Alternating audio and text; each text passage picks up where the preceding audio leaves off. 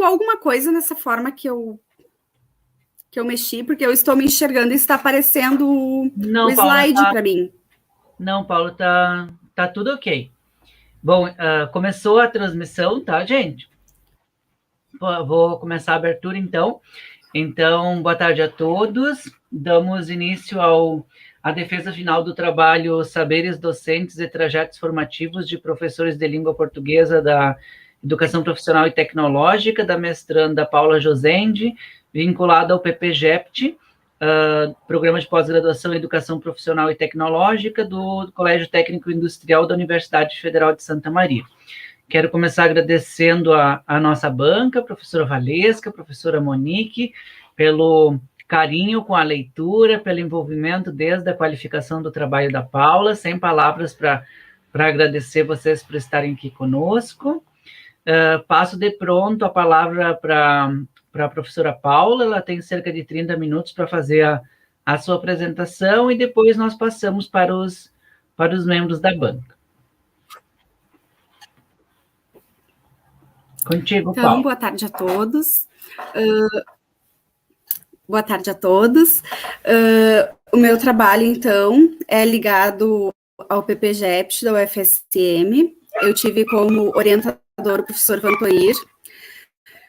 Essa temática dos saberes docentes e trajetos formativos, ela surgiu a partir do momento que eu fui trabalhar como substituta no Instituto Federal Farroupilha.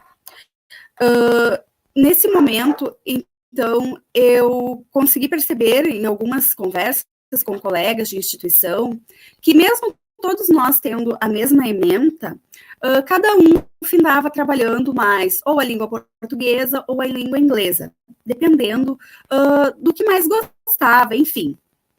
Então, o nosso trabalho foi verificar em que forma os trajetos formativos, né, eles influenciam o momento que nós estamos em sala de aula trabalhando com essa disciplina de língua portuguesa. Porque quando surge, lá em 2008, quando surge os institutos federais, a partir da Lei 11.892, né, uma das principais, digamos, a principal missão é ofertar o ensino integrado para esses alunos. E aí a gente vai perceber toda a questão do currículo integrado, como que esses educadores que foram entrevistados percebem, né, o que eles entendem pelo currículo integrado. Então, a minha pesquisa é uma pesquisa qualitativa. A nossa questão de pesquisa era como se constituem os saberes docentes e de que forma os trajetos formativos são singularizados pelos saberes experienciais dos professores de língua portuguesa na educação profissional e tecnológica. O nosso objetivo geral, então, era conhecer como que se constituem os trajetos desses professores. Os objetivos específicos, então, analisar os trajetos formativos e os saberes docentes, compreender as representações de docência, conhecer as práticas educativas e fortalecer as dimensões sobre saberes docentes no âmbito da EPT. O delineamento do tema, então. O nosso público-alvo, professores de língua portuguesa, né, eles poderiam ser formados somente em língua portuguesa, ou língua portuguesa e língua inglesa, língua portuguesa e língua espanhola, né, como critérios de inclusão, então, eles serem professores de letras, estarem atuando com o ensino médio técnico integrado, serem efetivos, ou seja, que já, né, com mais de 3 e que tivessem mais de 3 anos de experiência, que já tivesse passado o período do estágio probatório. Para a construção de dados, então, foi realizada uma entrevista semi-estruturada. Em função da pandemia, nós realizamos essa entrevista via Meet. Primeiro momento, eu entrei em contato com o setor pedagógico de cada campus para saber quantos professores trabalhavam a língua portuguesa. Nós chegamos a um total de 34 professores, enviamos o convite explicando sobre a pesquisa, obtivemos o retorno de 11 professores. Aí, findamos optando, como tinha alguns campos que tinha 2 pessoas, nós fizemos um sorteio e ficou um representante de cada campus, né? Então, conseguimos ter representantes de 8 campos, porque teve alguns que ninguém se sentiu motivado a participar, enfim. Nesse momento, então, da entrevista, aí a gente entrou em contato, marcamos data e horário, realizei a entrevista pelo Meet, como o meu Meet não possibilitava a gravação, eu gravei com um gravadorzinho digital a nossa entrevista, para que pudesse ser transcrita. A partir do momento que eu transcrevi, eu devolvi para que eles pudessem alterar alguma coisinha, enfim, relerem, observarem, né? E aí, então, realizamos a análise, né? Uma análise de conteúdo de acordo com a Bardan. E essa dissertação, então, ela está organizada de uma forma diferente, né? Nós organizamos ela em formato de artigos. A nossa fundamentação teórica, então, dos saberes docentes, a partir de Tardif, 2008, Gautier, 1998, Nova, 2009, Cunha, 2010. Trabalhamos também com a questão, assim, do professor ter diferentes espaços no imaginário social. Se nós trabalhamos geralmente se nós conversamos com uma pessoa de mais idade, por exemplo, a minha avó, para ela o professor é uma espécie de semideus, né?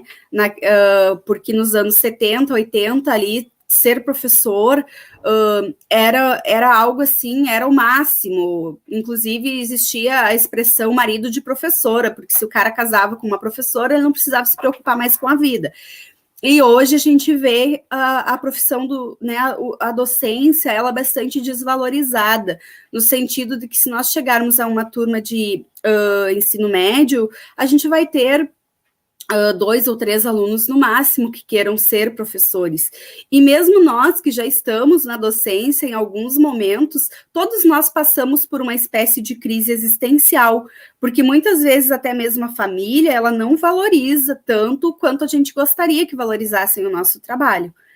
E aí, no decorrer do nosso trabalho, a gente vai percebendo a importância dos saberes da experiência, como que eles vão se manifestar nas falas dos nossos professores.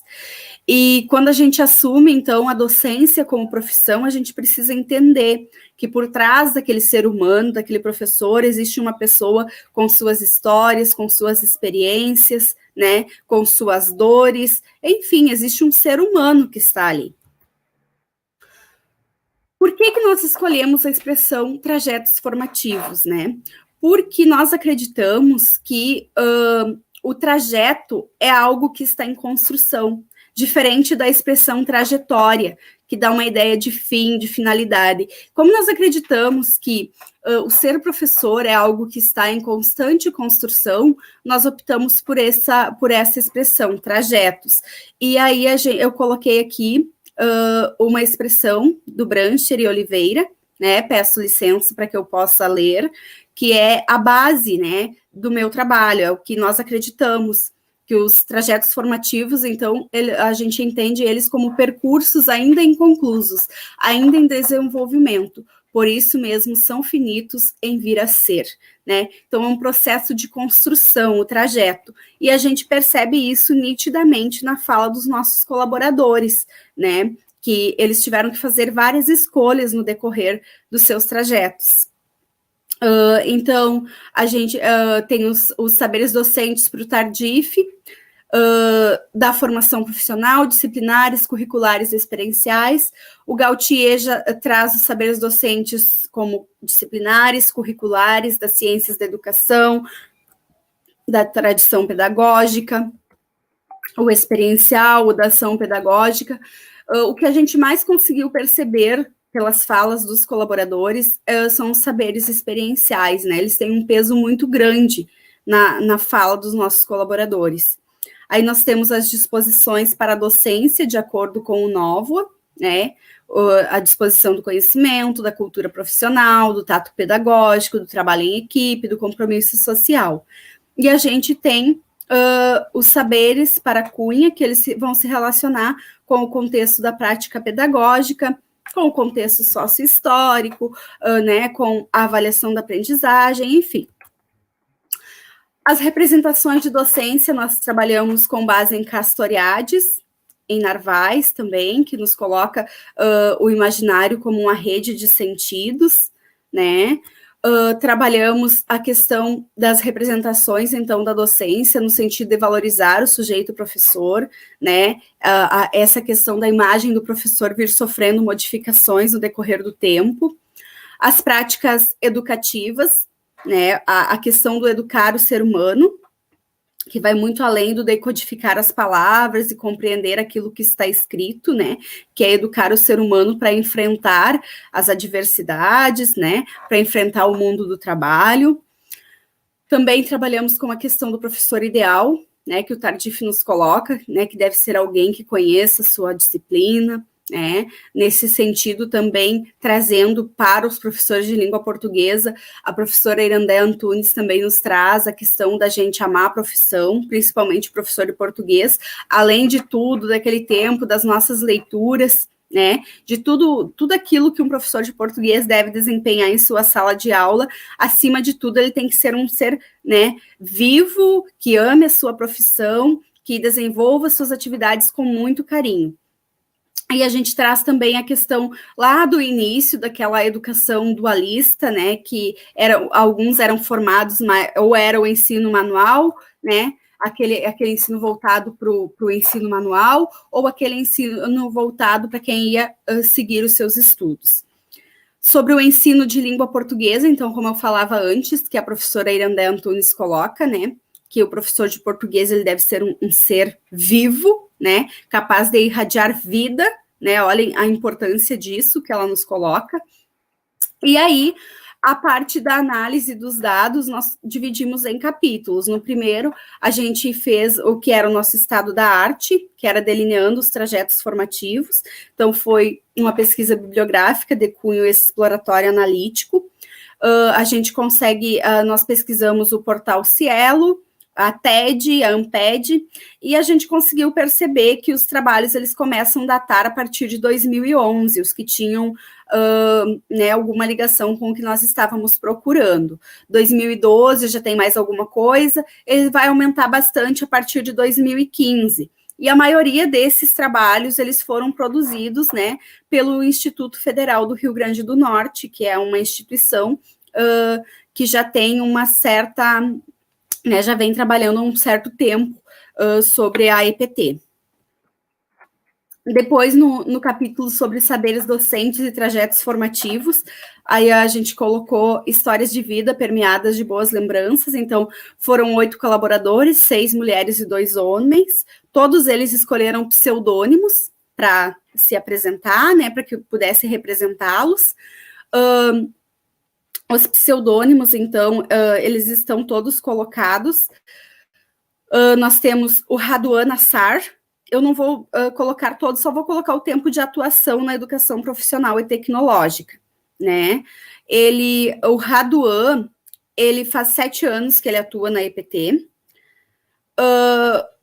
A Cora Coralina faz 10 anos. A Cecília Meirelles faz também 10 anos. A Carolina de Jesus faz 6 anos. A Clarice Lispector, 9 anos.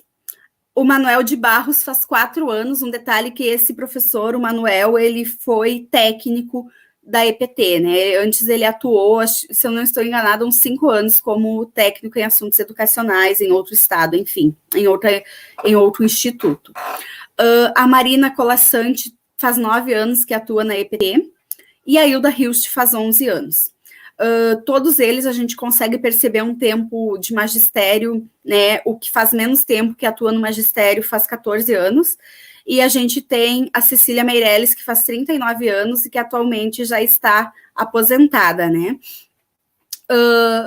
Nós vamos ter, então, a maioria, um fato que chamou a atenção é que a maioria dos participantes, eles me pediram para ser chamados por professor, né, e o Manuel de Barros, ele chegou a me colocar assim, tamanho é o orgulho que eu tenho da minha profissão, que eu gostaria que você me chamasse de professor. Professor, para mim, é como um pronome de tratamento, esse foi o termo que ele usou. E outro fato que chamou bastante atenção foi que muitos deles cursaram letras porque era a opção que eles tinham. perto deles, ou porque era um curso mais barato, enfim. Alguns até ingressaram no curso de letras pensando em trocar, mas aí a vida foi pregando algumas peças e eles findaram ficando no curso de letras. Tem aqueles que, no caso da Cecília Meirelles, que ela coloca que ela se enxergou desde criança enquanto professora, que ela dava aula para as bonecas dela, que ela teve a questão de uma professora de língua portuguesa na 5ª série, que marcou muito ela, que era uma professora que tinha muito afeto para tratar com os alunos, e aí ela relata a questão do amor que ela tinha por essa prof, pela disciplina, que ela tinha um caderno, era o caderno que ela mais cuidava, era o caderno que ela ficou na memória afetiva dela, o que ela viveu com essa professora lá na 5ª série. Né? E aí eu me reporto ao que Oliveira nos coloca e peço licença para ler, porque também é uma citação que marcou bastante, que essas significações sobre a docência e sobre o professor são construídas desde o momento que entramos numa sala de aula como aprendizes, nos diferentes momentos da escolarização e mesmo antes de entrar nela. Então, remete àquilo que a Cecília Meirelles nos coloca, né? Ao fato que, desde criança, ela sabia que ela queria ser professora. A professora Marina Colasanti também coloca isso, que ela sabia desde o início que ela gostaria. Ela até tentou iniciar um outro curso, mas depois findou desistindo e voltou para cursar letras. Os trajetos formativos desses professores, então, eles são singularizados por inúmeras escolhas. E a professora Cecília Meirelles e vários outros nos colocaram o seguinte, ela coloca assim que ela é de um tempo que tudo era muito difícil, o acesso aos cursos de pós-graduação era muito limitado, era tudo muito difícil, e ela foi fazendo a carreira acadêmica dela aos poucos, né? Ela cursou, depois ela fez uma pós, aí ela parou, passou mais um tempo, surgiu a oportunidade para um mestrado, ela fez, aí depois surgiu a possibilidade de o concurso para o instituto, ela foi lá e fez, foi aprovada, depois ela foi e fez o doutorado, né? Inclusive teve oportunidade de ir para outro país. Então, a gente consegue ver que os trajetos deles, principalmente os professores que têm um pouquinho mais de idade, né, os mais jovens não, eles foram indo aos poucos, já saíram da graduação, já foram para o mestrado, já foram para o doutorado, né, mas os professores mais, assim, que têm um pouco mais de experiência, a gente percebe que foi aos poucos que eles foram construindo seus trajetos, porque a gente sabe que a questão era tudo era muito difícil, né.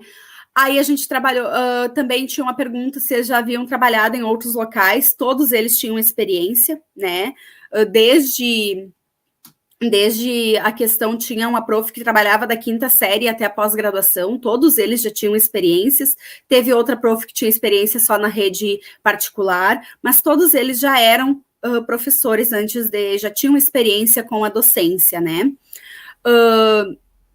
Aí a gente pesquisou também a questão dos saberes imprescindíveis aos professores de língua portuguesa, né? Principalmente o professor Manuel de Barros me colocou que o saber imprescindível para o professor de língua portuguesa é saber o caminho, né? Saber para onde tu quer chegar com as escolhas da tua metodologia, daquele conteúdo, por que você está trabalhando daquela forma. Aí eu perguntei para eles sobre o domínio total de conteúdos, né? Todos eles me disseram que aquilo que a gente pensa que ninguém é um dicionário ambulante, né? Ninguém pode dizer que tem um domínio total, porque nós estamos em construção, nós estamos aprendendo, que a gente precisa sim ter uma boa base de conteúdos, enfim, mas que muitas coisas às vezes acontecem, né?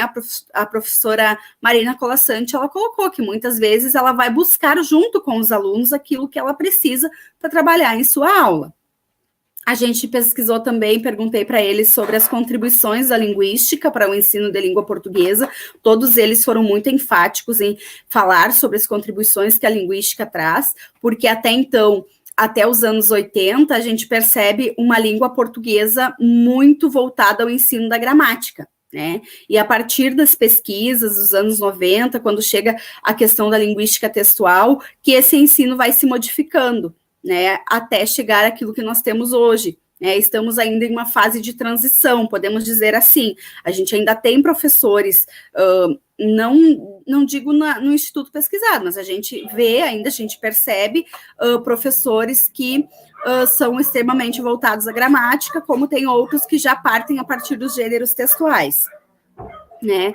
Aquilo que eu coloquei para vocês, então, sobre o ingresso nos cursos de pós-graduação, que elas citavam que era muito difícil, né? E a gente conseguiu encontrar nesse artigo, então, os principais saberes citados foram os disciplinares, os curriculares, os experienciais e a disposição do tato pedagógico. Aí, no capítulo sobre as representações de docência, né, a questão das imagens sobre o professor, todos eles têm uma imagem positiva, né, eles se descrevem de uma forma bem positiva, acreditam que os seus alunos também os descrevam de uma forma bem positiva, né, e aí também eu trouxe uma citação da Narvaez, né, que fala que quando a gente pesquisa o imaginário da docência, a gente busca as significações, né, aos fatos, aos conhecimentos, aos valores que nós, enquanto professores, construímos, enfim.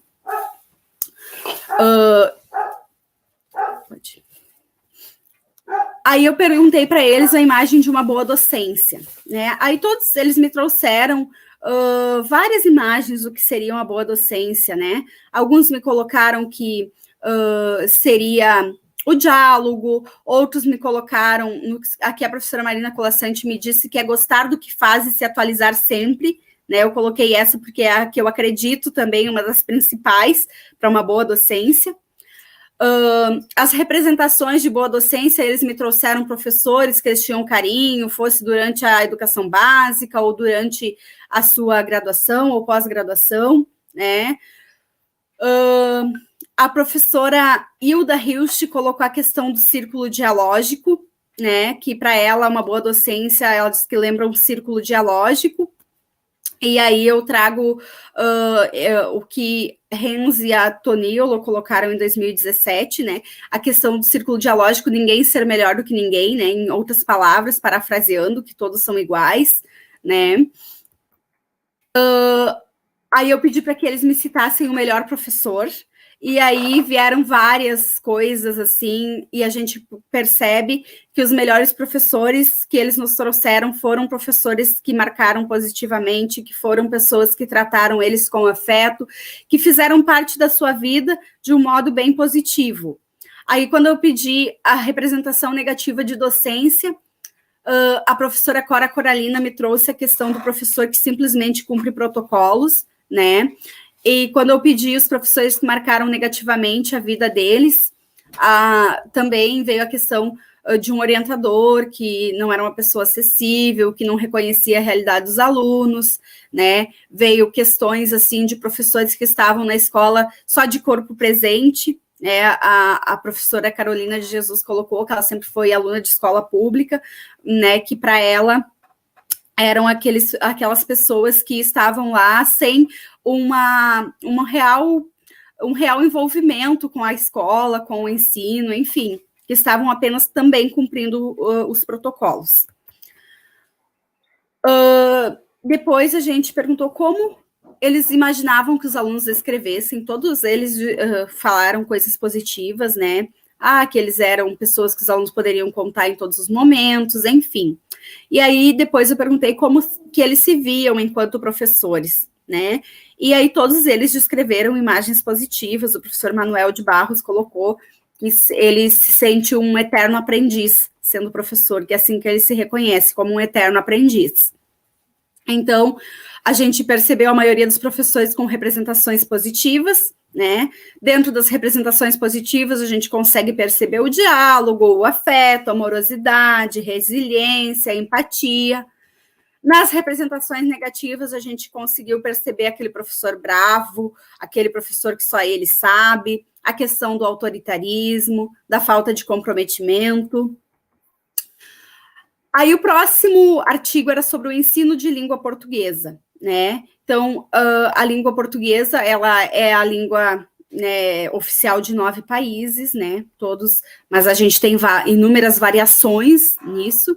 O ensino de língua portuguesa no Brasil, né, apesar dela ter vindo junto com os colonizadores, ele vai se dar muito mais tarde, né? E no início ela era uma língua que ela servia simplesmente para alfabetização. Isso vai mudando no decorrer do tempo, aí depois ela fica mais voltada para a gramática, né? E nos anos 90, então, como eu já falei, quando surgem os estudos voltados para a linguística, né, é que começa uma mudança de paradigmas no ensino da língua. Aí eu perguntei para eles o que eles priorizavam nas aulas deles, né? Aí alguns priorizavam mais o trabalho voltado à produção textual, outros mais voltados à questão da literatura, enfim, né? Aí a professora Cecília Meirelles colocou um fato assim, que chamou bastante atenção. O foco no ensino médio integrado ele é diferente do ensino médio puro, né? E daí ela cita questões de, muitas vezes, quando o pessoal vai enfrentar as provas de professor substituto, né, que eles não têm essa clareza de planejar uma aula para o ensino médio técnico integrado, né? Então, também foi um fato que chamou bastante atenção. Aí, depois, eu perguntei para eles a questão da língua portuguesa ser trabalhada em 3 períodos semanais, se isso era possível. Aí, a professora Cora Coralina coloca que sim, né, que num primeiro momento isso até causa uma espécie de estranhamento, né, que para ela, quando ela chegou lá, pareceu bastante difícil. Alguns professores trazem que é um desafio trabalhar, né, 2 disciplinas, o que seria, né, língua portuguesa e literatura brasileira num único componente curricular, que é um desafio bastante grande. Depois, eu perguntei para eles sobre as dificuldades que os alunos apresentam, eles citaram várias, né, indisciplina, dificuldade de interpretar, falta de hábito de leitura, enfim, uma série de pontos. Depois eu conversei com eles sobre a importância da formação continuada, né? A professora, e aí eu perguntava para eles se eles tiveram algum curso, alguma formação específica para o ensino de língua portuguesa, e aí todos eles falam muito bem da questão da formação continuada, que é muito importante, todos eles reconhecem a importância, mas algum curso específico para o trabalho com a língua portuguesa na educação profissional e tecnológica, eles citam que nunca tiveram conhecimento disso, né? Então, aí entra aquela questão da formação permanente, de cada professor buscar aquilo que gostaria de trabalhar, né? Depois eu perguntei para eles como que deveria ser trabalhada a língua portuguesa na EPT, né? E aí a professora Hilda Hilst, ela, assim, foi a pessoa que eu percebi maior clareza quando ela fala na questão do currículo integrado, né? Ela coloca que tem que ser trabalhado de forma a pensar o trabalho como princípio educativo, né, como o mundo do trabalho e não apenas como um ponto de vista do mercado de trabalho, né. Então, nesse artigo, a gente pôde perceber que o ensino de língua portuguesa ele está alicerçado em boas práticas educativas, que os professores eles são experientes, bem preparados, né, que eles estão tentando trabalhar o currículo integrado, né, visando a formação integral do indivíduo, né, mas que ainda existem muitos pontos a serem melhorados, a serem repensados. Aí, sobre as práticas educativas, né, o nosso artigo sobre as práticas educativas. Então, o Zabala vai nos colocar como práticas o conjunto de atividades ordenadas, né, que tem objetivos que são conhecidos tanto pelos professores quanto pelos alunos, né? O Raduan, ele citou uma prática bem importante, né? Todos eles, no momento assim que eu conversei com eles sobre as práticas, perguntei sobre o planejamento, todos eles, alguns planejam quinzenalmente, outros planejam semanalmente, enfim, né? Todas as práticas, assim, eles citaram práticas muito positivas. O Raduan colocou uma questão que ele e os alunos foram, quando ele trabalhou no primeiro ano com o quinhentismo, né, dentro da literatura, com a literatura quinhentista, eles foram até uma aldeia, lá no município onde ele trabalha, e assim foi, segundo ele, né, ele contou todo como que foi feito, entraram em contato com o cacique, foram visitar, conhecer mais da cultura indígena, e aí ele coloca que para ele isso foi uma aula boa, né? E aí a gente traz para a questão da aprendizagem significativa, né? Foi algo que foi significativo para os alunos, A professora também teve o fato da professora Cecília Meirelles, que colocou durante a Semana Farroupilha, também fez uma prática positiva, com rodas de chimarrão, claro que tudo isso antes da pandemia, né? Práticas negativas, a gente teve várias, mas todas elas, assim, não tão negativas assim, né? Mas todas elas envolvendo alguma coisa que não deu muito certo nesse período da pandemia. Todas elas envolvendo pandemia e uso de tecnologias, né? Todas as práticas que os profs citaram como negativas. Talvez pelo fato de que todos nós, acho que ninguém estava totalmente preparado para enfrentar uma pandemia e ter que, como diz o gaúcho, anoitecer, né, meio leigo nas tecnologias e amanhecer mexendo nelas, porque era a única alternativa que a gente tinha naquele momento, né, que era se utilizar das tecnologias para continuar as nossas aulas. Quanto à compreensão e atuação no currículo integrado, a gente foi o nosso último questionamento. E aí a Profilda Hilst, ela colocou, né, ela chamou a atenção na concepção dela dentro do Instituto, é bastante incipiente, bastante frágil, né, a compreensão do currículo integrado. E aí ela vai citando por que ela acredita isso, né, que alguns colegas ainda não compreendem o que seria esse currículo integrado, que pensam que as disciplinas básicas devem estar a serviço das disciplinas técnicas, e aí ela traz, eu peço licença para ler um trechinho da fala dela, que foi assim, o que mais me marcou nesse artigo. E aí ela colocou, eu compreendo o currículo integrado como algo que precisa atravessar o próprio professor, a minha própria formação. Não tem como chegar numa efetivação, digamos assim, não tem como o currículo integrado, da forma como esses autores o pensaram e propagaram nos seus textos, sem que essa concepção atravesse a minha formação, a minha visão de mundo.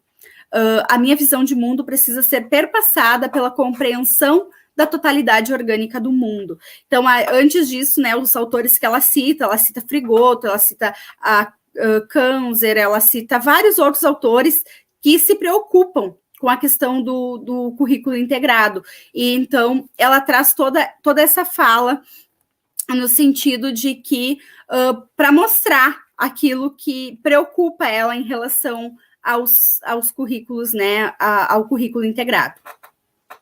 Então, né, nesse último artigo, a gente conseguiu perceber que os educadores valorizam o tempo destinado ao planejamento, e eles citam isso, apesar de eles citarem que hoje em dia a burocracia já vem tomando boa parte desse tempo destinado ao planejamento. Nós, então, percebemos várias práticas educativas muito significativas, a compreensão do currículo integrado, né, a partir da visão, né, do Frigoto, da Ciavata, né, alguns deles citam essa questão, e a pouca valorização das disciplinas básicas. As conclusões gerais, então, do trabalho. Os saberes docentes e os trajetos formativos dos professores, então, esses trajetos, eles foram singularizados por inúmeras escolhas no decorrer da vida desses docentes. As representações de docência, então, que eles nos apresentaram são bem positivas, são assim, digamos assim, eles se veem como bons professores, né? Tivemos o conhecimento de boas práticas educativas, né? Chamamos atenção, então, para essa questão do currículo integrado, né, que a gente consegue perceber que ele ainda não está totalmente esclarecido, porque para alguns a sensação que nos passou no decorrer do trabalho é que esse currículo integrado para eles seriam apenas as PPIs. Algumas pessoas dão a entender isso, o que, né, não procede, vai muito além disso. E um fato que eu gostaria de chamar a atenção seria lá para a formação inicial dos professores, que aborda a EPT. Por quê? Porque eu fui pesquisar e em muitas universidades aqui próximas que trabalham com licenciaturas, eu não consegui perceber nenhuma disciplina que seja voltada para esse ensino da educação profissional e tecnológica, que aborde a educação profissional e tecnológica, né? É como se fosse um nicho que ele não é explorado nesse momento pelas universidades dentro da formação de licenciatura, né? Falando em universidades particulares. E aqui estão, então, algumas das nossas referências. Muito obrigada. Obrigado, Paula.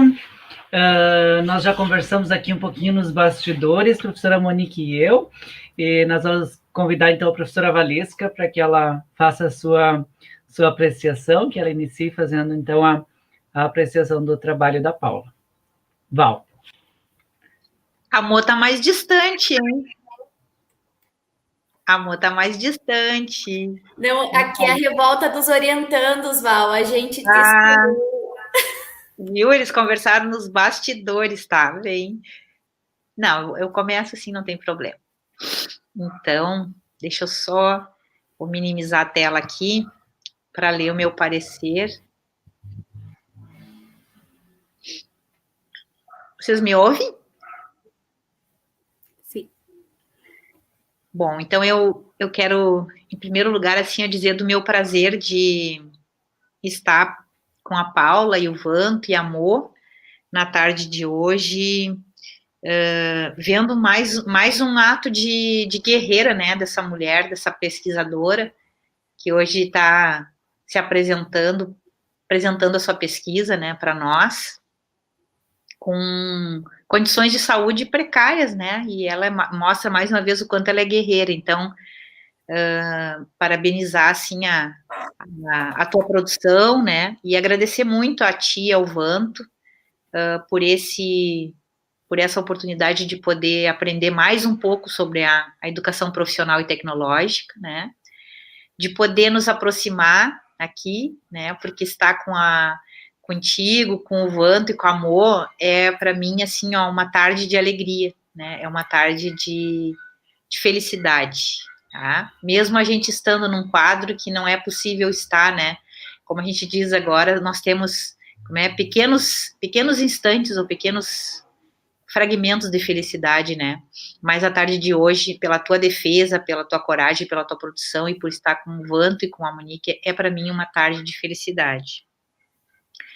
Eu vou fazer a leitura para não me estender, né, e dizer que, assim como a outra Paula, né, que eu estive a semana passada, do Vantuíri, eu disse isso no nosso grupo ali, no WhatsApp do nosso grupo de GPs, que o pessoal pudesse compartilhar e assistir para aprender e para ver o quanto uma pesquisadora, né, de mestrado e o grupo, né, que o Vantuíri está coordenando, o Grupo Magma, traz a produção de trabalhos com tanta potência, né, e com tanto, como vocês trabalham, assim, dedicadas e com a vida, com histórias de vida, atendem filhos, são professoras, né, mas são o que a gente chama de mulheres guerreiras, tá, e o Vantuíri só ganha, né, tendo no grupo. Eu sei o quanto custa a gente trabalhar com pessoas também que trabalham muito, porque às vezes a gente não tem, né, aquela história do grupo compartilhar mais perto, e que às vezes as situações dos alguns mestrados não são, né, da dedicação, mas eu acho que a gente não está tendo muito isso em lugar nenhum, né, essa dedicação exclusiva, mais como muitas vezes a gente via no passado, e isso é uma coisa também, é a mudança do tempo, né, nosso tempo. Então, eu digo assim no meu parecer que eu agradeço, né, aos dois, agora por estar vendo a apresentação final, né, da pesquisa. Abraço a minha querida Monique, né, e estendo também o carinho a Marigley, que é a suplente, né, que eu tenho também uma grande admiração. É mais uma produção do Grupo Magma que eu tenho orgulho e a gratidão de poder compartilhar, né, e uma pesquisa feita por uma professora com um trajeto de vida intenso, cheio de alegrias, de tristezas, de presentes, de realizações, mas acima de tudo de esperança e de persistência nos seus sonhos e desejos. Obrigado, Paula, por compartilhar suas lembranças, nos presenteando com narrativas íntimas, mas que também acabam por trazer imaginários de outras tantas mulheres, professoras, mães, pesquisadoras, que trazem para a docência, né, também a intensidade das suas vidas. A pesquisa traz um trabalho exaustivo de levantamento de outras produções, né, fizeste um trabalho de estado do conhecimento muito interessante, e eu tenho admiração por esse trabalho que vocês fazem, porque vocês deixam sempre uma grande contribuição, né, para outras pesquisas que vão sendo produzidas também, nessa discussão da educação profissional e tecnológica. Vocês fazem um movimento, né, que abrevia muito o trabalho de outras pesquisas. E eu boto aqui, esse é um movimento que precisa se tornar cultura nas pesquisas em educação. Um trabalho, deixar contribuições tanto nos levantamentos realizados, quanto em novas questões que não foram respondidas. E agora tu fizeste justamente, terminaste dizendo, né, que tu tá fazendo nas tuas considerações finais, uma chamada de atenção, né, para a formação inicial, com relação às próprias disciplinas ou espaços dentro das disciplinas, ou mesmo nos espaços das atividades complementares, nas DCGs, né, como a gente queira chamar, em relação à educação técnica e profissional, que ainda esse espaço está sem ocupar, está como uma lacuna, né, é um tema lacunar. E esse é um movimento que a pesquisa faz sempre, e que é muito bom que a pesquisa faça, né, apontar também lacunas que não estão sendo investigadas. Esse é o movimento da pesquisa, esse é o movimento da pesquisadora, e também são aprendizagens que tu levantas com a tua dissertação. Com isso, eu parabenizo a Paula, que se apropriou de outras posições do Grupo Magma e do GPACE, fazendo valer a ideia de trajeto formativo, a ideia de vários conceitos, do próprio imaginário docente, que a Narvaez trabalha, a própria produção, né, de outras pesquisadoras, Vasconcelos, e uma série de, depois que eu vou sugerir que tu dê uma olhadinha, porque eu fiquei com uma grande dúvida em relação ao formato que vocês apresentam, eu fiquei mesmo com uma dúvida, né, trazer aqui a dúvida, desse formato que vocês apresentam, dos vários artigos que vocês produzem, estão dentro, né, do corpo, é um corpo já do trabalho, já analisado, já submetido, né, e que lá nas referências, as referências que fecham o trabalho, muitos desses trabalhos dos artigos não estão lá referenciados lá. Então, eu queria ver como é que vocês estão discutindo essa ideia das referências, né? Porque também são aprendizagens para nós. Nós não trabalhamos muito com a ideia do artigo dentro da dissertação, e eu já disse para o Vanto outro dia, amor, que eu acho esse desenho muito interessante, né? Porque assim a gente vê a intensidade da produção, né, e a preocupação com a socialização que é feita, porque os artigos circulam mais, né, do que muitas vezes a própria dissertação que fica na biblioteca, enfim, dependendo da divulgação que a própria pesquisadora, o orientador faz, às vezes ela acaba ficando parada, né.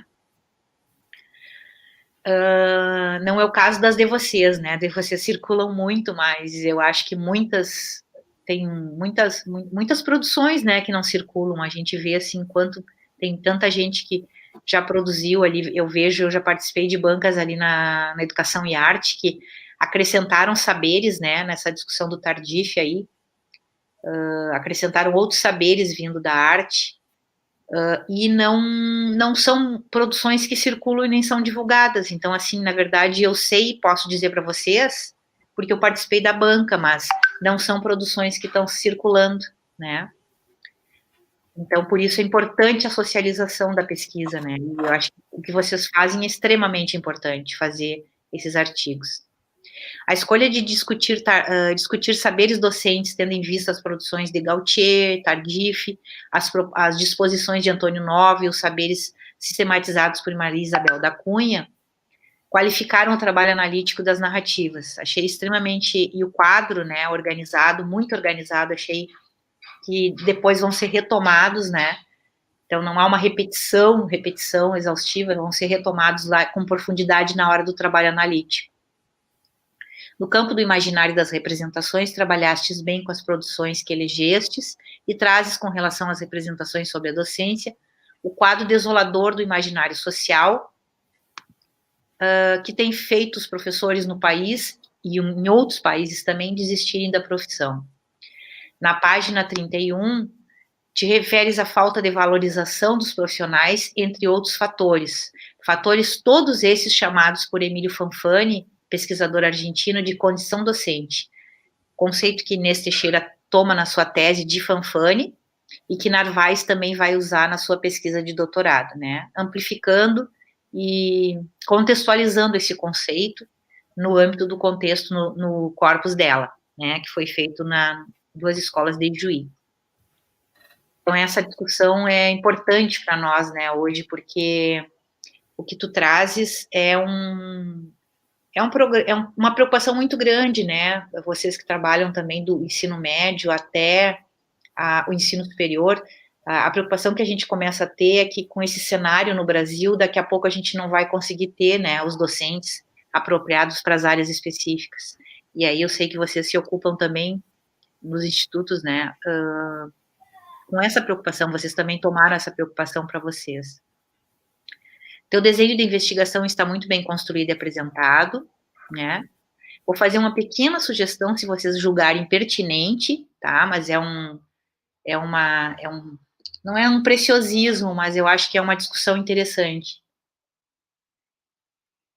que tem a ver sobre a escrita do terceiro objetivo. Em vez de conhecer as práticas educativas, vocês só acrescentarem conhecer as narrativas sobre as práticas educativas, tá? Porque essa foi uma discussão que a gente teve muito tempo com o pessoal, Marli André, falecida agora, né, recentemente, o pessoal que trabalha com etnografia, né, a Menga, ela, pesquisa colaborativa, que vão para as escolas olhar as práticas, né, elas dizem que as pesquisas com narrativas conhecem as narrativas sobre as práticas. Tá? Então, eu estou respeitando esse campo, né?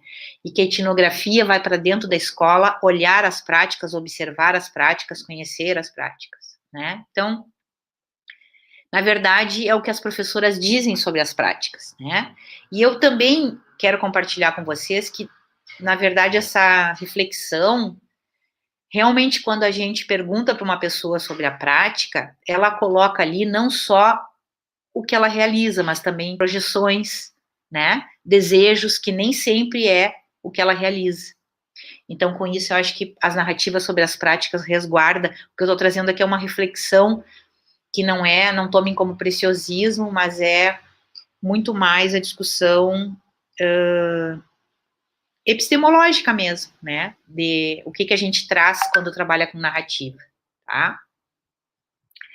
Adorei encontrar na página 40, o Vanto vai dar risada, porque coleta barra construção. A semana passada eu falei disso e também disse, se quiser, só por uma questão de que coleta a gente não usa mais, né, na pesquisa narrativa, porque é uma produção mesmo de dados, é uma construção, e eu adorei que a Paula já se resguardou aqui e trouxe, tá? É só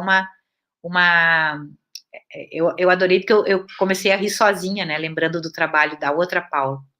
Podemos assumir só a construção sem medo, produção de dados, pois esse é o movimento que fazemos com a pesquisa narrativa. Apreciei também esse formato das produções em artigos se constituírem como relatório final da pesquisa, o que mostra a capacidade de vocês de organizarem artigos com dados e reflexões das pesquisas, muito bons e com bom aproveitamento do material que pode ser melhor socializado e compartilhado com a comunidade acadêmica. É interessante porque vocês aproveitam muito, né? Um artigo foi mais dedicado à discussão das representações, outro traz mais os saberes, outro traz mais, né, o professor e a especificidade da língua portuguesa. Eu gostei muito, como foi bem aproveitado. Na página 77, mesmo que tenhas trocado as letras no momento da digitação, achei interessante brincar com a expressão o colaborador afirma que é necessário o decente. Ali é só um erro de digitação, o docente. Aí eu botei o decente e o docente, tá? Como uma brincadeira para ti. O decente e o docente. O docente, decente. Apreciei na página 80 a concepção trazida por um dos teus coautores, que chama de colaboradores. Já revi um pouco esse termo, né, provocada pelo próprio Celso, que provocava muito GPs em relação a essa ideia de colaboradores. Eu acho que eles são mesmo coautores, porque eles nos dão as narrativas, né? A ideia de professor gramatiqueiro, né? Que se afasta da ideia do gramatiqueiro. Eu gostei demais, né, dessa reflexão. Eu encontrei um alento, né? Porque quando um professor começa a dizer que tem outras imagens do professor, é tão bom a gente ouvir isso e dá um alento mesmo, né? Que bom que essas imagens começam a ser substituídas por outras.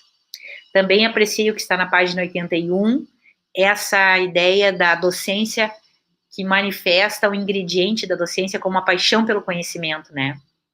A docência que traz a paixão.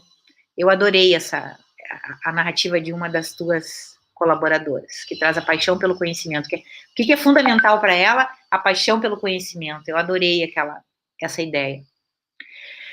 As considerações finais apontam os principais achados da pesquisa e traçam recomendações à formação inicial, a partir do que a investigação diagnosticou. Essa é uma das tarefas da pesquisa.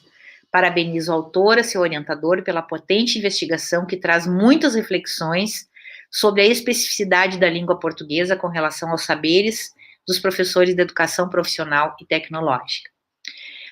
Eu recomendo, se vocês conseguirem, né, porque eu não sei como é que está a situação da Paula em relação à outra Paula, já tinha submetido, mas se não submeteu, né, está com muitos artigos, muito bons artigos para participar de várias produções e revistas, mas que em algum momento vocês consigam, assim, ó, com esses bons artigos também terem um material do estilo que o Vanto tem sempre a capacidade de organizar, né, que tenha essa especificidade de educação técnica e profissional, tá? Pensando também num material, num livro, numa obra coletiva, que com certeza, assim, ó, será muito apreciada pelos cursos todos e para a própria formação inicial que a Paula provoca, assim, em relação à necessidade de incorporar, tá? Agradeço muito, muito poder ter lido o teu trabalho, aprendi demais com ele, né? E revisitei muitas discussões, porque eu lembro que eu orientei a Ivanir aqui, que foi uma professora de educação de língua portuguesa, e a Ivanir também trazia muito esses mitos, ela trabalhou com os mitos, né? E tu trouxeste outros elementos que ela encontrou na época, mas tu ampliou muito dos imaginários que estão aparecendo agora. E eu fiquei muito feliz com esses imaginários. Com certeza tu tiveste um grupo de colaboradores muito, muito rico, né? Que deram narrativas muito boas. Assim, a gente vê que o teu material é precioso. Tá, Paulinha? Parabéns para essa... Agradeço muito poder ter lido o teu trabalho, eu li com carinho, e depois eu vou mandar o parecer para vocês. Esse parecer que eu li, né, agora, e muito bom estar com a Mo. Eu acho que na continuidade, ouvindo a Monique também, a gente pode depois... não tenho nenhuma pergunta, porque eu acho que o teu trabalho responde muito, muito, muito todas as questões que tu levantas, tá bem? Obrigada, queridos. Gratidão, Val. Sempre muito bom te ouvir. Com certeza nós vamos incorporar as sugestões que tu nos trouxestes. Não sei, Paula, se tu quer falar alguma coisinha, se tu quer dizer alguma coisa para a prof?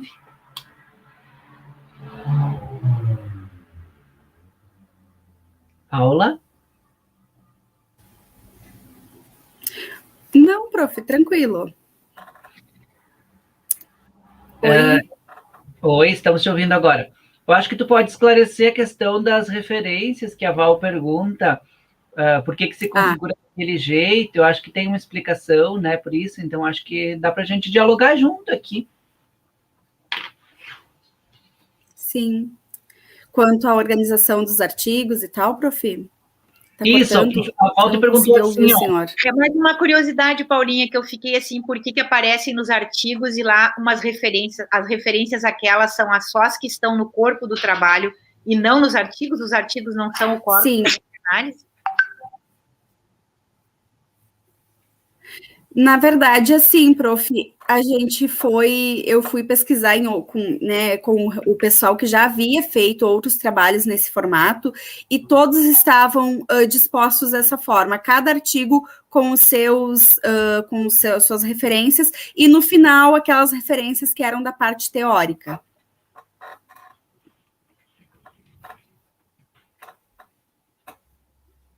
Paulo, acho que deu um corte, não deu para ouvir direito.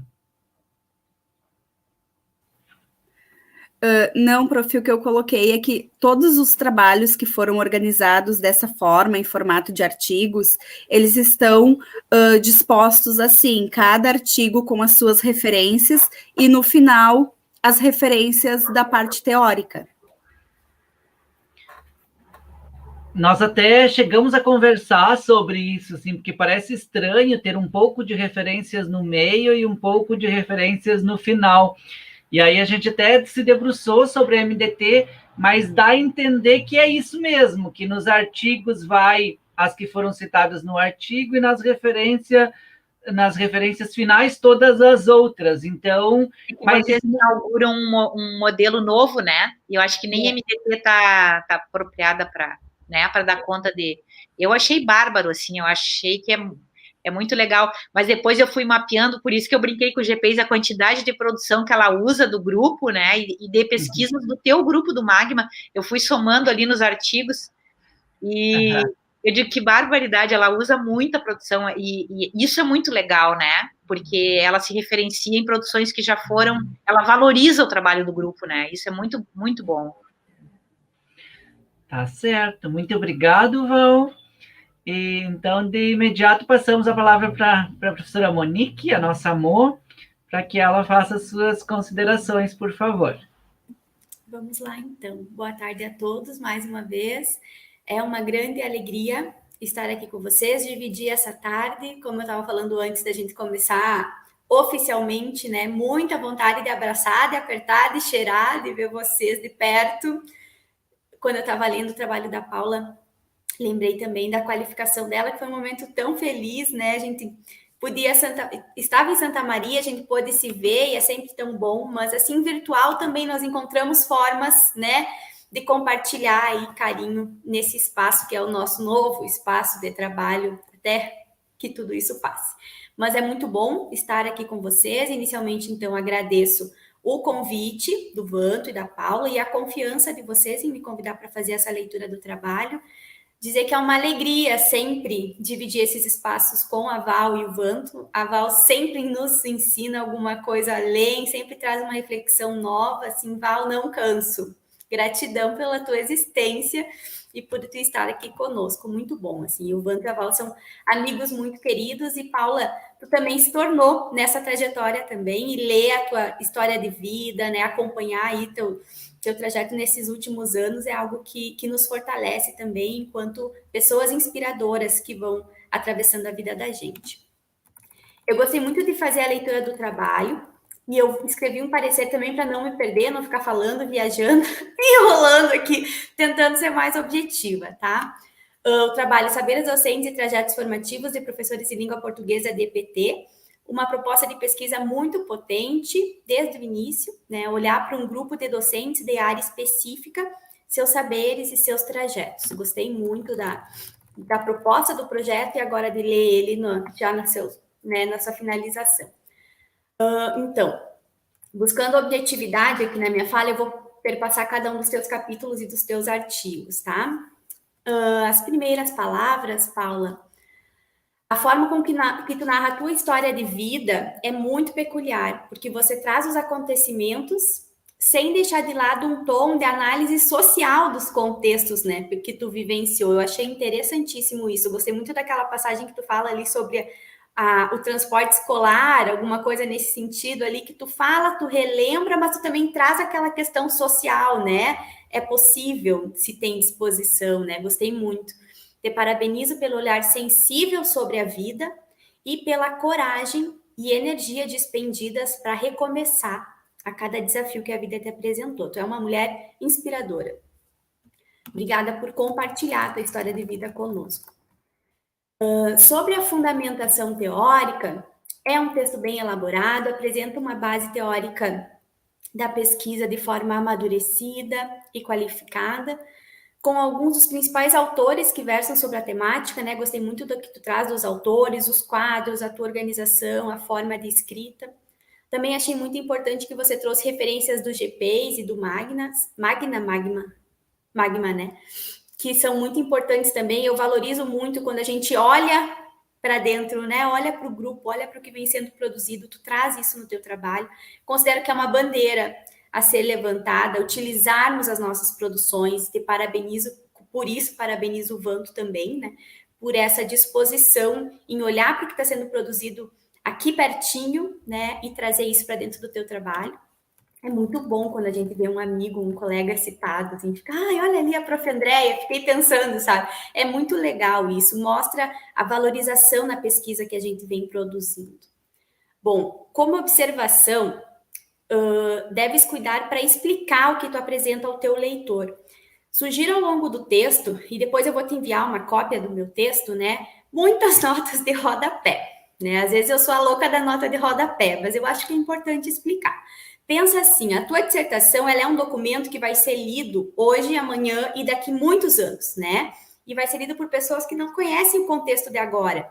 Então, por exemplo, ali no início tem um momento que tu fala assim, ó, a atual direita brasileira, né? Coloca uma nota de rodapé falando sobre que é isso historicamente que tu está falando, que direita brasileira é essa, né? No sentido de que um leitor futuro, que não vai estar bem contextualizado do momento que a gente vive hoje, vai ter que sair do teu trabalho para buscar referências externas para entender o teu contexto. Então, às vezes, uma nota de rodapé facilita, né? Pensa que o teu trabalho ele é para a posteridade. Daqui 10 anos, um doutorando vai fazer um estado da arte, vai puxar teu trabalho. Que direita brasileira é essa que tu está falando? Então, acho que é importante situar o teu leitor nos contextos históricos, tá? Mas é sugestão também, né? Pode ser preciosismo meu, aí vocês ignoram. A gente tá aqui para dar uma viajada junto. No capítulo 3, desenho da investigação, tu apresenta os objetivos de forma super coerente, fica muito perceptível ao longo da tua dissertação que tu alcançou os objetivos, né? Eu sempre tenho cuidado quando eu estou numa banca, de depois que eu termino de ler, eu volto lá nos objetivos assim, cheque, sabe? Se a pessoa conseguiu alcançar aquilo. Eu corroboro a sugestão da Val no sentido de que é uma leitura, né, uma narrativa das práticas, mas de toda forma acredito que tu cumpriu ali os teus objetivos, assim, tu cumpriu o que tu se propõe. E isso já é muito no contexto de uma pesquisa tão grande como a que você fez, tá? Sugiro também, nesse mesmo sentido que eu estava falando antes, que talvez você registre ali no teu desenho da investigação o tempo histórico que você realizou as entrevistas. Por quê? Nós estamos vivenciando algo que deixou uma marca em tudo que a gente fala, em tudo que a gente faz, em todas as nossas reflexões, que é a pandemia. A pandemia nos atravessou em cheio. E a tua pesquisa foi desenvolvida num tempo histórico pandêmico único, né? Então, eu acho, sugestão, que tu deveria registrar isso no desenho da investigação. Por que eu acho isso? Porque, inclusive, em alguns docentes fazem menção ao ensino remoto, fazem menção à pandemia, né? Então, isso já está perpassando a ideia de que tu está pesquisando em tempos de pandemia. Talvez fosse interessante registrar, tá? O contexto que a pesquisa está sendo desenvolvida, porque ouso dizer que ele influencia os dados, ele influencia as reflexões que a gente faz, sabe? Esses tempos pandêmicos, às vezes alguns professores relatam práticas ali que são do ensino remoto, né? Que não existiriam se não fosse a pandemia. Então, acho que seria importante talvez pensar em demarcar, tá? Sobre a dissertação, ela está muito bem organizada. Eu gostei muito dessa ideia dos artigos. É a primeira vez que eu vejo um trabalho assim, né? Primeira vez mesmo e gostei muito. Achei muito interessante, muito inteligente e inovador. Fiquei pensando assim, se eu tivesse feito as minhas produções em artigos, porque depois que a gente termina, vem uma ressaca daquilo, né? E se tu não tem disciplina, tu abandona. E tá aqui minha querida orientadora, né, que não me deixa mentir, eu praticamente não publiquei pós-defesa. Porque tu tem que pegar e arranjar aquilo num artigo, né? Então, assim, é um passo adiante o que tu tá propondo. Gostei muito da ideia, te parabenizo o Vanto por essa questão dos artigos, assim. Sobre isso, ainda assim, algumas questões a acrescentar, de modo geral, né? Cada artigo, ele conta uma história individual de uma pesquisa mais ampla, né? Então, eu acho que isso deve ficar claro nos teus escritos, que eles são recortes de um todo. Num primeiro momento, eu fiquei pensando assim, mas o que é esse artigo? Esse artigo é tipo a polpa, depois ela vai ajustar, vai pôr uma introdução, vai pôr uma conclusão, ou esse aqui já é o artigo que tu pretendia publicar? Eu fiquei refletindo sobre isso. Por quê? Se ele for o artigo que tu pretende publicar, eu sugiro que tu revise todos os resumos, as introduções e as conclusões. Por quê? São partes de um todo. Às vezes, tu fala no artigo algo, por exemplo, os 8 colaboradores.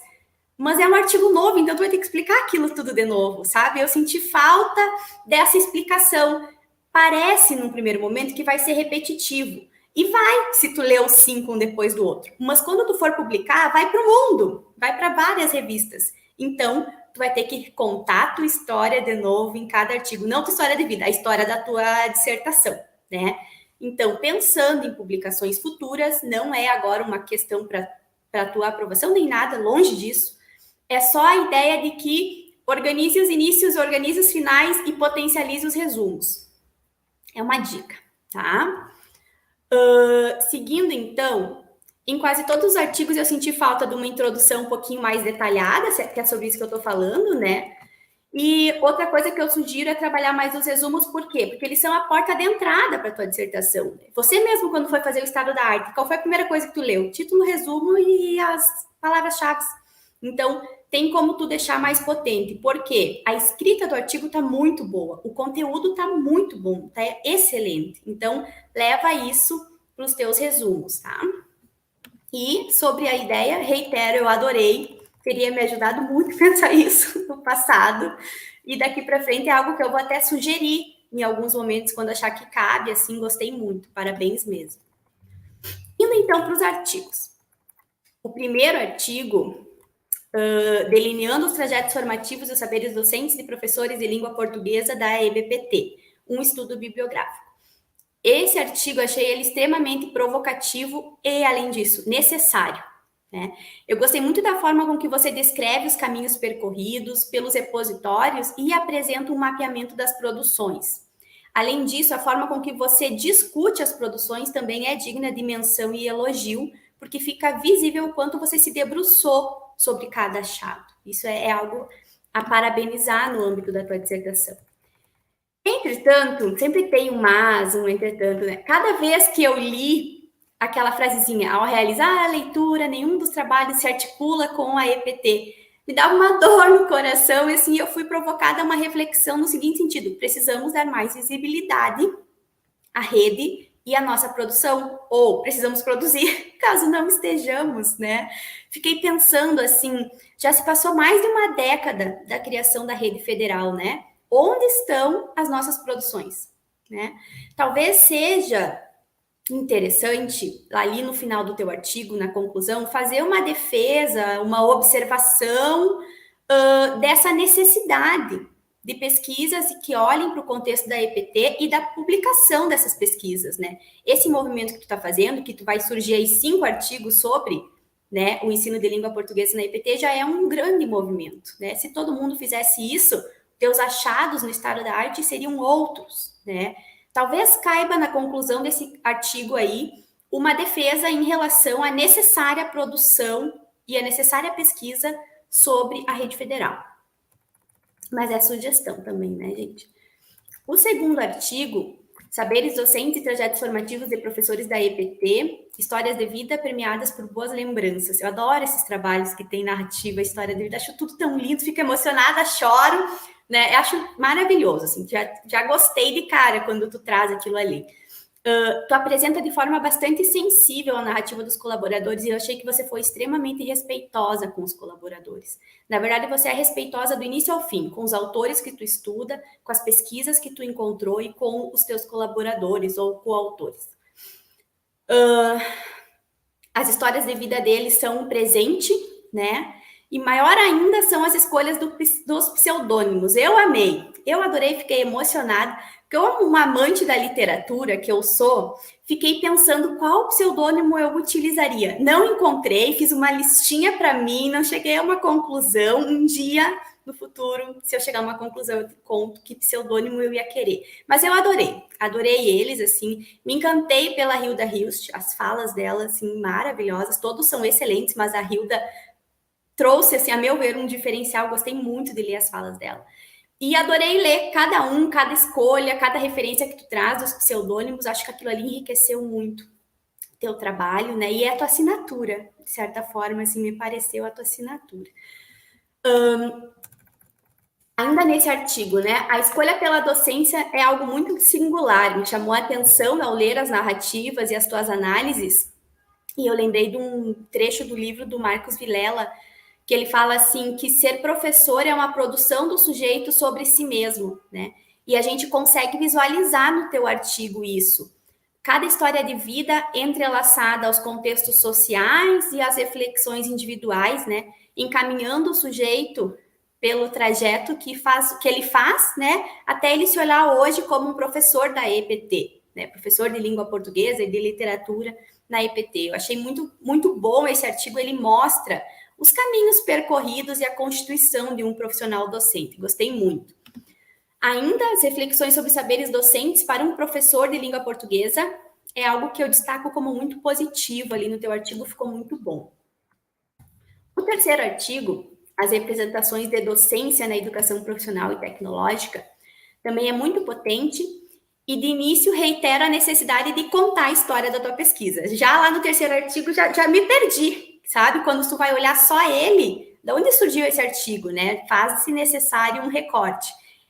Creio eu que se tu escrever, por exemplo, uns 2 parágrafos contando, tu vai usar esses 2 parágrafos os mesmos em todos os artigos, já vai dar conta de situar, assim.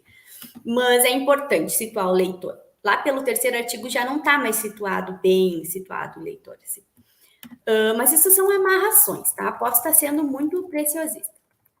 As reflexões que tu traz são excelentes, né? E fiquei pensando, o que é uma boa docência? Será que existe resposta única para isso? Acho que não. Gostei da forma como que você foi muito provocativa na construção do teu instrumento de pesquisa, buscando a partir das tuas leituras sobre imaginário social, e fica muito visível isso, para a gente que estudou a teoria, né?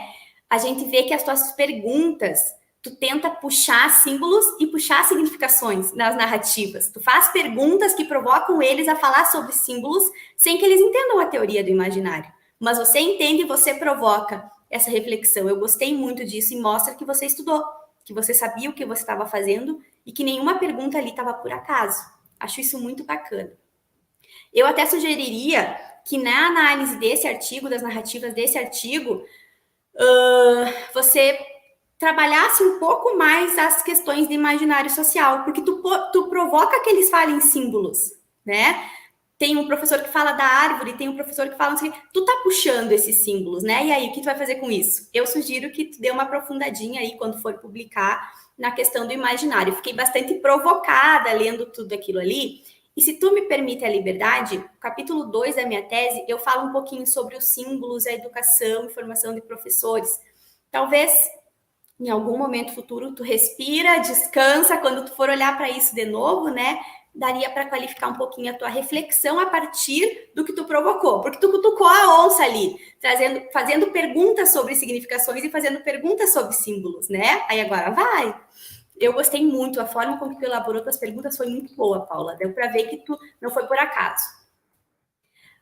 E ao longo das narrativas e das análises, nós vemos que a docência ela é permeada de memórias, de desafios e de saberes que nos constituem. Eu lembrei do livro da Fami Abramovic, aquele que a gente estudava muito, lembra? Que era o meu professor inesquecível, né? E eu fiz uma reflexão. Nós somos um emaranhado de histórias, de memórias, de imaginários, e a nossa docência reflete isso cotidianamente, né? Acho que essa reflexão que tu traz é muito importante. O artigo 4, logo eu vou terminar, tá, gente? Ensino de língua portuguesa na educação profissional e tecnológica. Eu estava esperando por ele, ansiosamente. Desde que eu li o teu resumo lá, eu estava, como professora de EPT, né? Eu estava ali pilhada para chegar no teu artigo 4. Sem desmerecer outros contextos, eu vejo uma necessidade da rede federal de ampliarmos as nossas pesquisas voltadas para o nosso local de atuação, que é tão peculiar. Um professor de língua portuguesa na EPT atua em tantos níveis e modalidades que só isso já faz dele um objeto de estudo interessante, né? Eu fico questionando assim, como que um docente que atua na EJA, no ensino médio integrado e na graduação, numa mesma semana, né, se constitui enquanto docente, se adapta aos diferentes públicos, aos diferentes níveis, às diferentes modalidades, como que ele constitui isso em termos de conteúdos, em termos de saberes, em termos de significações, né? Talvez essa aí possa ser até a tua tese para um futuro, no sentido de que existem muitas coisas a serem olhadas do âmbito da EPT. Também no âmbito do professor de língua portuguesa que atua na IPT, porque é um profissional que se adapta muito. Os professores de língua portuguesa talvez tenham ainda uma especificidade, porque todos os cursos de graduação têm leitura e produção textual, então eles ainda vão lá atuar nessa disciplina nos cursos de graduação. E o teu artigo traz muitas reflexões sobre o ensino da língua portuguesa na IPT, que eu achei valiosíssimas, assim. Um dia que eu for fazer uma formação aqui no campus, já vou te convidar, tu e o Vanto. Um professor, né, porque a gente tem uma riqueza de saberes constituídos nessa docência, o teu artigo traz, né, traz de forma muito bacana, e por isso eu valorizo muito a escrita dele. Então, o artigo também nos mostra que temos muito a amadurecer enquanto rede federal, no âmbito dos saberes docentes, do currículo integrado e da gestão democrática numa instituição tão plural quanto os institutos federais. Os colaboradores mencionam diversos graus de desafios enfrentados diante as ementas, né? Entretanto, fiquei refletindo sobre isso, né? Cabe registrar que essas mesmas ementas, elas foram revistas ali entre os anos de 2018 e 2019, quando o currículo referência dos cursos de ensino médio integrado foram reformulados em nível institucional. Salvo exceções, né, os professores das áreas específicas participaram desse processo, né, direta ou indiretamente. Aí eu fiquei pensando, as ementas são tão jovens, né? Então, assim, vejo que você traz, junto com os colaboradores, uma reflexão importantíssima. Acho que daria força às tuas análises uma busca pelo que se tem em termos de currículo, situando um leitor. É esse, tipo, qual é o currículo que os docentes estão mencionando, né? Um professor que não entende qual... Não, tu vai muito bem nessa questão da ética e da privacidade dos dados, da instituição, das pessoas, né? Mas talvez trazer uma ementa ali, o que eles estão falando, trazer qual é esse currículo, a história desse currículo, possa fortalecer a narrativa que tu está trazendo. Não precisa ser algo muito extenso, mas existe uma história e um trabalho que envolve a construção desse currículo. Talvez uma nota de rodapé sobre isso já bastaria para te trazer a questão institucional que perpassa a narrativa dos docentes, né? E além disso, também acredito que esse artigo ele deva vir com os registros dos tempos pandêmicos também, essa marca, porque os professores mencionam o ensino remoto ali nas suas narrativas, né? Que é um grande desafio. Quando cheguei ao questionamento sobre formação continuada, fiquei vários minutos refletindo sobre isso. Docência, currículo, saberes na IPT, de fato, falta muito estudo sobre isso. Vamos nos adaptando, né, a modelos já conhecidos. A gente traz muito da universidade para o Instituto Federal, traz muito da escola, do ensino fundamental, da educação básica para o Instituto Federal, e a gente vai construindo no meio desse monte de coisa que a gente vai puxando, né? E eu fiquei pensando, né? Nós vamos nos adaptando a modelos já conhecidos, puxando outras experiências que nos auxiliam, mas a construção de uma linha de atuação e de formação nascida na fonte da educação profissional e tecnológica ou da rede federal é algo importantíssimo de ser mencionado e fortalecido. Acho que a gente tem um campo aí de pesquisa amplo a ser desenvolvido ainda e amadurecido no âmbito da educação profissional como um todo. Tua pesquisa denuncia isso. Eu achei muito bom.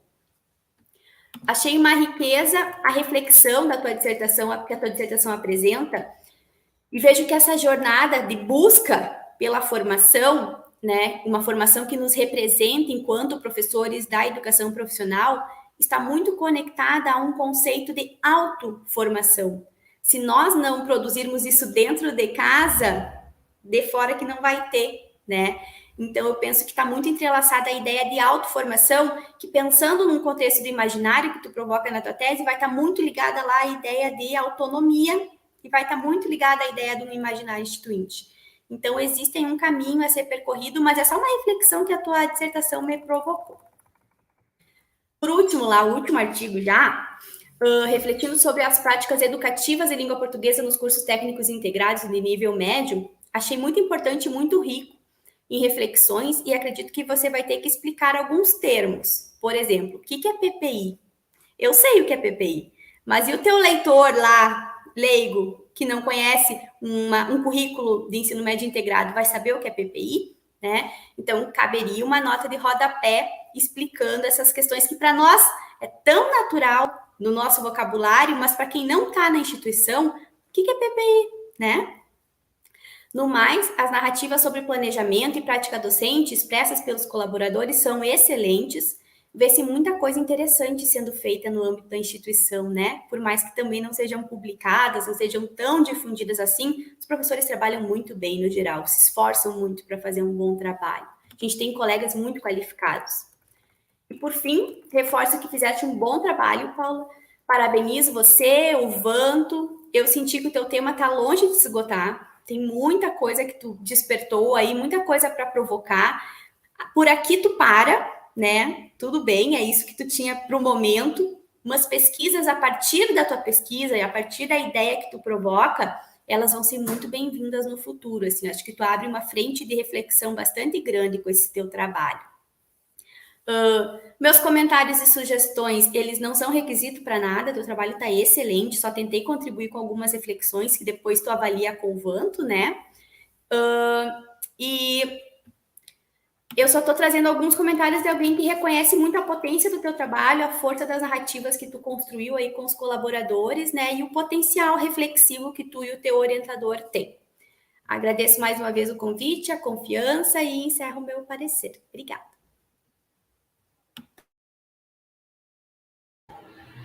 Gratidão, Prof. Mo. Não sei se tu queres comentar algo, Paula. Eu quero agradecer, né? Agradecer à Prof. Monique, agradecer à Prof. Valesca pela disposição em ler o trabalho, pelas contribuições valiosas, né? Foi um desafio muito grande para mim, porque eu sou formada em letras, eu sempre fui muito voltada à questão da linguística, né? Nunca eu imaginava que eu ia fazer um mestrado na área da educação, menos ainda profissional e tecnológica. Então, essas leituras todas de saberes, de trajetos, eu fui me apropriando no decorrer, a partir do momento que a Eliane Porto me apresentou ao grupo, né? A Eliane Porto foi o meu anjinho, né? Me levou para o Magma, e aí eu fui sendo apresentada a essas leituras. Então, foi uma construção, digamos assim, nova para mim. Eu precisei me apropriar de termos que eu não conhecia, que eu não tive, né? Que eu nunca tinha, né? Não tinha nenhum contato. Então, foi um desafio muito grande. E o professor Vantoir sabe, né? Os desafios para construir o trabalho, né? O fato de eu trabalhar em 2 escolas, 40 horas, com 2 filhos pequenos, né? O meu trabalho, a maioria dele foi escrito de madrugada, assim. Às vezes eu parava, olhava minhas filhas dormindo e dizia, meu Deus, será que tudo vai valer a pena? Será que está todo mundo dormindo e a louca aqui trabalhando 4 horas da manhã? Aí, às vezes, eu deitava, dormia 2, 3 horas, 7 horas da manhã, estava em pé de novo para ir trabalhar. Então, foi um desafio, né? Eu nem acredito que eu estou hoje defendendo.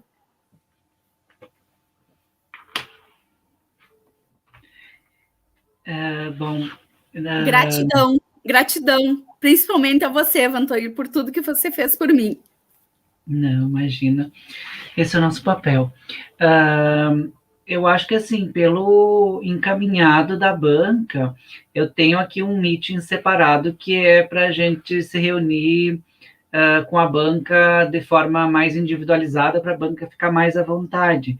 Aí eu pergunto se as colegas querem ir para o outro ambiente ou se a gente dá os encaminhamentos aqui. Monique? Aqui, ela tá, não precisa... Imagina.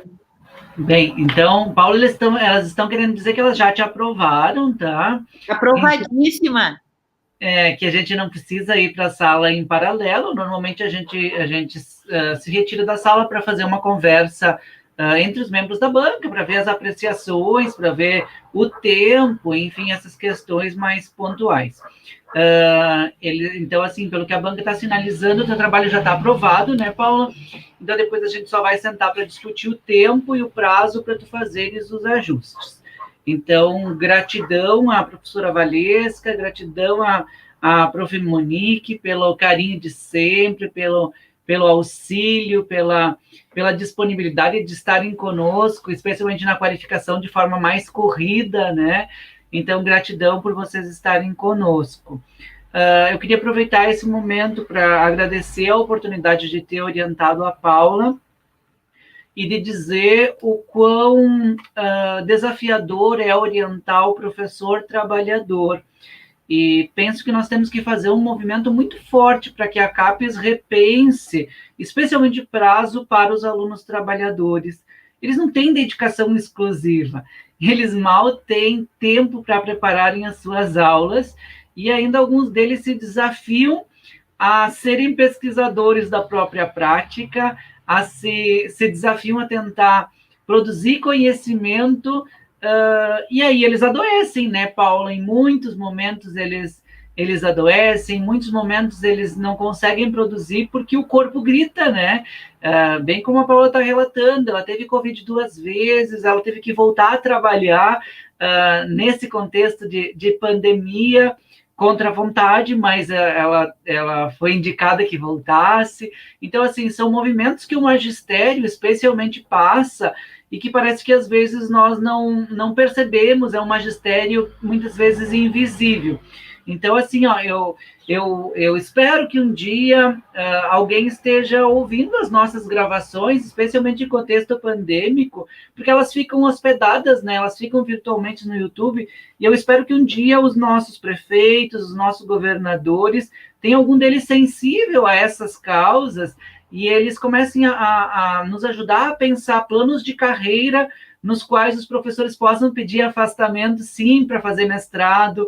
O nosso governador destituiu, né, os afastamentos por licença e interesse, para tempo de qualificação para os professores do Estado.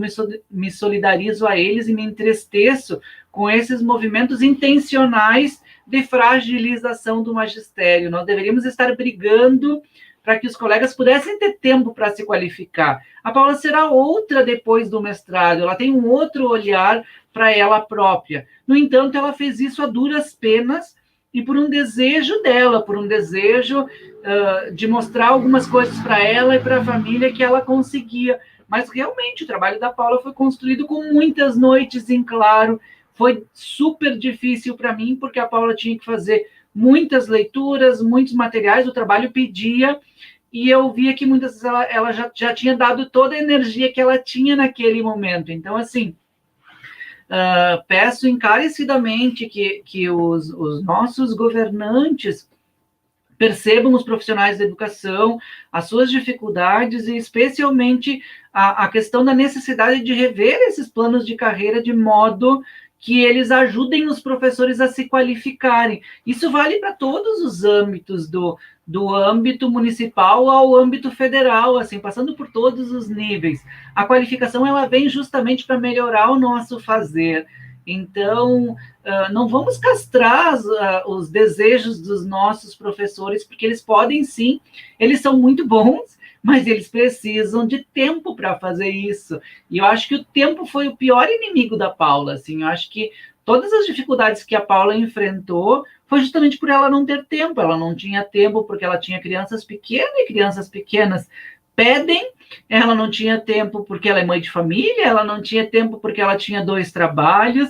Então, assim, a vida da Paula foi um desafio muito grande para ela se organizar. Isso é super perceptível. Ainda assim, ela fez um excelente trabalho nas condições que ela tinha. Então, gratidão, Paula, sim, ó, tu foste um exemplo, mas um exemplo também da violência que a sociedade faz com os nossos professores e que nós também, professores da pós-graduação, acabamos fazendo, porque nós não conseguimos mexer num sistema que olha para a Paula do mesmo jeito que olha para um bolsista que tem 24 horas para se dedicar para o mestrado.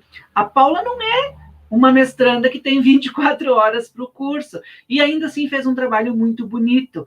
Imagine se ela tivesse 24 horas para o curso, como seria o trabalho da Paula, assim. Então, do meu desejo mesmo de que a nossa realidade brasileira possa ir se modificando e nós possamos olhar os professores de um outro jeito, assim, com um outro respeito, com outro cuidado, com um cuidado sobre os seus planos de carreira, que eles estimulem a capacitação, mas que também eles deem condições para que o nosso professor se qualifique. Então, gratidão a todos, e eu vou fazer a leitura da ata só para nós fazermos o fechamento, se vocês me permitirem.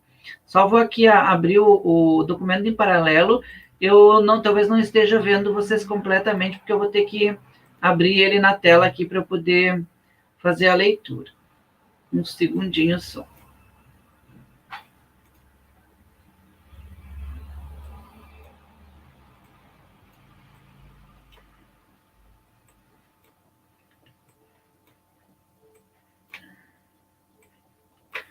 Um minutinho só. Pronto, deixa eu ver aqui mais um pouquinho. Bom, então vou fazer a leitura da ata de defesa, então. Ata de defesa, processo 23.081.06.3041 de 2020. Então, aos 31 dias de junho de 2021, às 14 horas, em formato virtual, realizou-se a prova de defesa de dissertação intitulada Saberes Docentes e Trajetos Formativos de Professores de Língua Portuguesa da EPT, de autoria da candidata Paula Josende Rocha Gonçalves, aluna do Programa de Pós-Graduação Profissional e Tecnológica, mestrado acadêmico em nível de mestrado.